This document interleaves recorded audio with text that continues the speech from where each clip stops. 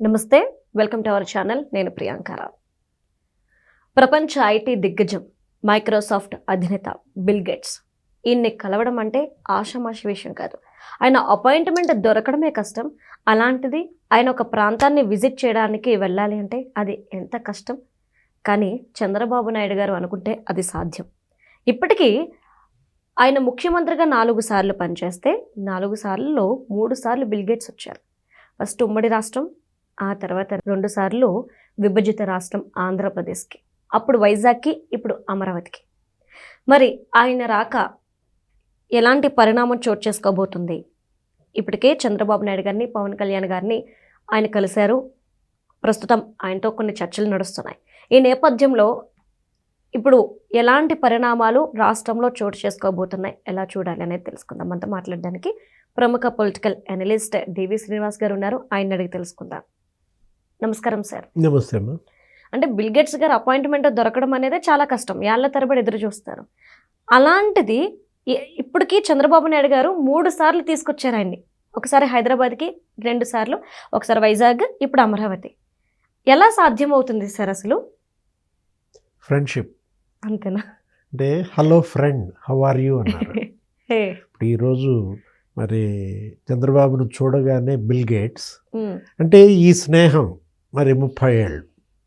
ఇప్పుడు మీరు అన్నట్టుగా ఉమ్మడి ఆంధ్రప్రదేశ్ ముఖ్యమంత్రిగా చంద్రబాబు మొదటిసారి ఏంటది 1.0లో ఆయన 95లో సీఎం అయ్యారు. 98లో మైక్రోసాఫ్ట్ మరి హైదరాబాద్ వచ్చింది. అంటే హైదరాబాద్ అసలు అది అమెరికా దాటి బయటికి రాలేదు. అమెరికా దాటి బయటకు రాని మైక్రోసాఫ్ట్ని మరి ఆసియాలో రావటం ఏంటి, అసలు అది కూడా హైదరాబాద్ పెట్టుకోవడం ఏంటి వాళ్ళ బేస్గా అనేది. ఇవాళ మరి ఇండియాలో దగ్గర 18,000 మంది పనిచేస్తున్నారు. ఏది మైక్రోసాఫ్ట్లో ఒక 10 నగరాల్లో ఇవాళ మైక్రోసాఫ్ట్ విస్తృతమైంది భారతదేశంలో. గతంలో అది సియాటల్, ఏది మన ఆయన పుట్టిన ప్రదేశం. బిల్ గేట్స్ ఇవాళ ప్రపంచంలోనే ఆయన మరి 3వ ధనికుడు, కుబేరుడు. అంటే ఒక ఐటీ కంపెనీ ఏ విధంగా ఒక వ్యక్తిని అలా ఎదిగేటట్టుగా చేసింది. ఇవాళ మొత్తం ఆయన యొక్క సంపాదన సమాజానికి రాసిచ్చారు. ఇది 99% ఆఫ్ ఆయన వెల్త్ని డొనేట్ చేశాడు. అదే bill gates, Melinda gates foundation అంటూ పెట్టి మరి మొత్తం అందరికి కూడా పిలిపించారు. అంటే శ్రీమంతుడి సినిమా ఇదే.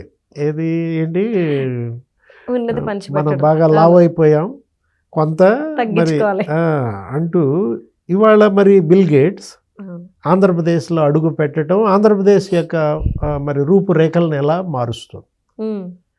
గతంలో మనం చూసాం చంద్రబాబు ఆయన తీసుకురావడం అనేది, ఆయన కలవటం అనేది మీరు చెప్పినట్టుగా అప్పట్లో ఒక కథగా చెప్తారు. ఏంటి, అపాయింట్మెంట్ అడిగితే మీరు పొలిటీషియన్స్తో నాకేంటి అపాయింట్మెంట్ అని ఆయన తిరస్కరించడం.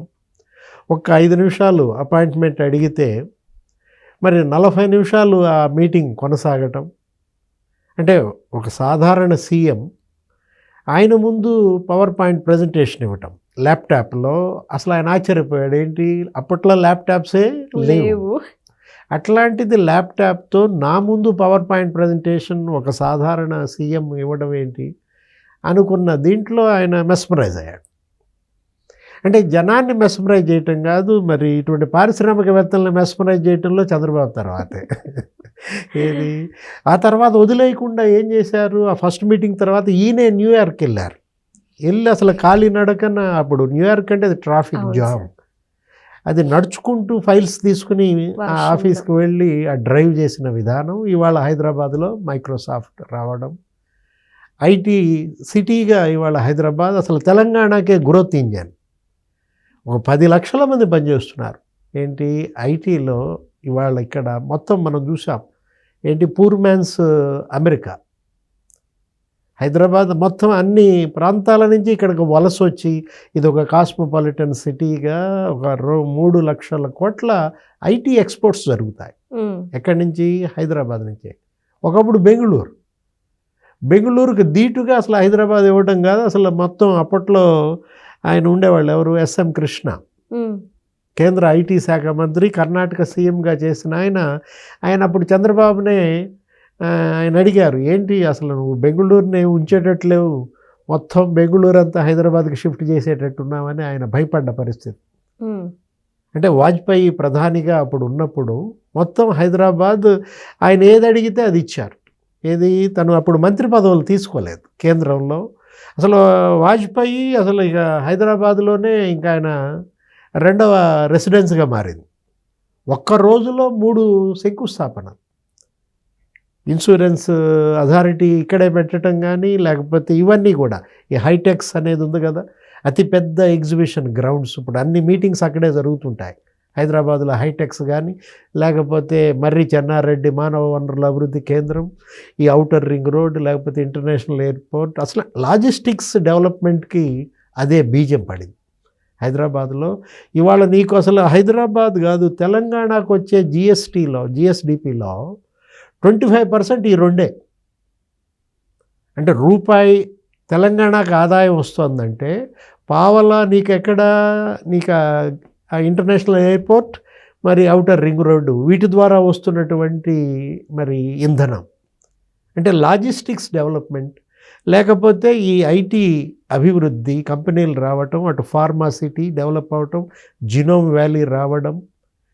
ఇప్పుడు మరి గతంలో కూడా వచ్చారు మీరు, ఏది ఆయన చంద్రబాబు 3.0లో ఆంధ్రప్రదేశ్ ముఖ్యమంత్రిగా విభజన జరిగిన తర్వాత 2014, 19, 17 అనుకుంటాను, ఎక్కడ విశాఖపట్నంలో అక్కడ అగ్రిటెక్ అనే ఒక సమ్మిట్ పెట్టారు. దానికి ఆయన హాజరవ్వటం, అప్పుడు చేసుకున్న ఒప్పందాలు ఇవన్నీ కూడా ఏంటి, మైక్రోసాఫ్ట్తో, బిల్ గేట్స్తో ఈ అగ్రికల్చర్, ఎడ్యుకేషన్, మరి మెడికల్ అండ్ హెల్త్ 3 రంగాల్లో ఇవాళ టెక్నాలజీని అనుసంధానం చేస్తూ, ఇప్పుడు ఈరోజు కూడా మరి అమరావతిలో ఆయన మరి పర్యటన చూశారు. అక్కడ ఏది ఆర్టీజీఎస్కి వెళ్ళారు, సెక్రటేరియట్లు. ఇప్పుడు ఆర్టీజీఎస్ పరిశీలనలో మొత్తం అసలు ఇక్కడ ఏం జరుగుతుంది, ఏంటి, ప్రాపర్టీస్ని మీరు ఎక్కడ పెడుతున్నారు అంటే ఈ భూమి, ఈ రిజిస్ట్రేషన్ ఉంది కదా, అదే Jaganmohan Reddy land titling act, దస్తావేజులన్నీ నా దగ్గరే ఉంటాయనేసరికే కదా అప్పుడు రైతులు భయపడిపోయింది. జెరాక్స్లు అవి ఎక్కడ భద్రపరుస్తున్నారు ఏంటంటే, మరి లోకేష్ మరి వీళ్ళందరూ కూడా ఆయనకు వివరించిన విధానం బ్లాక్ చైన్ టెక్నాలజీ ద్వారా జరుగుతుందంటూ. అంటే సాంకేతికతలో ఇవాళ ఆంధ్రప్రదేశ్ మరి ఏ విధంగా ముందుకు పోతారు అనేది ఆయన పరిశీలించి, ఇప్పుడు వాళ్ళు చిత్తూరు జిల్లాలో ఆల్రెడీ ఒకటి చేస్తున్నారు, సంజీవని ప్రాజెక్టు. అక్కడ health records, digital health records ద్వారా మొత్తం కుప్పంలో ఏదో ప్రయోగాత్మకంగా చేపట్టారు, అది సక్సెస్ అయింది. దాన్ని ఇప్పుడు స్టేట్ మొత్తానికి అప్లై చేస్తున్నారు. ఇప్పుడు ఆ సంజీవని మొత్తం అందరి హెల్త్ రికార్డ్స్ డిజిటలైజేషన్ చేయటం ద్వారా ఏంటి, వాళ్ళ యొక్క ఆరోగ్య పరిస్థితి ఏంటి, అసలు వాళ్ళు బ్లడ్ గ్రూప్ దగ్గర నుంచి వాళ్ళకు ఉన్నటువంటి వ్యాధులు, వాళ్ళకు ఉన్నటువంటి ఇది, అంటే దానివల్ల ఏమవుతుంది, నీకు డయాగ్నోసిస్ తేలికైపోద్ది. ఈ పరీక్షలు ఇంకా చేయాల్సిన పని ఉండదు. ప్రతి ఒక్కళ్ళ హెల్త్ రికార్డు ఆ కార్డులో ఉండటం వల్ల మనం వెళ్ళినప్పుడల్లా ఈ పరీక్షలకే ఎక్కువ డబ్బు వృధా అవుతుంది. ఏది, ఇప్పుడు ఇవాళ నీకు పాకెట్ ఎక్స్చెక్కర్లో మనం సంపాదించే దాంట్లో 50% దేనికి పోతుంది, అటు ఎడ్యుకేషన్, ఇటు ఈ వైద్యమే మింగేస్తున్నాయి వ్యక్తి యొక్క ఆ సంపాదన. దాన్ని తగ్గించడానికి ఇప్పుడు ఈ పనులు, ఈ సంజీవని ప్రాజెక్ట్ అనేది కూడా అదొక గేమ్ చేంజర్ అంటున్నారు. భవిష్యత్తులో మరి ఆంధ్రప్రదేశ్లో ఈ పాకెట్ ఎక్స్పెండిచర్, నీ జేబు నుండి జరుగుతున్నటువంటి ఖర్చు ఎంత తగ్గుతుందో చూడాలి.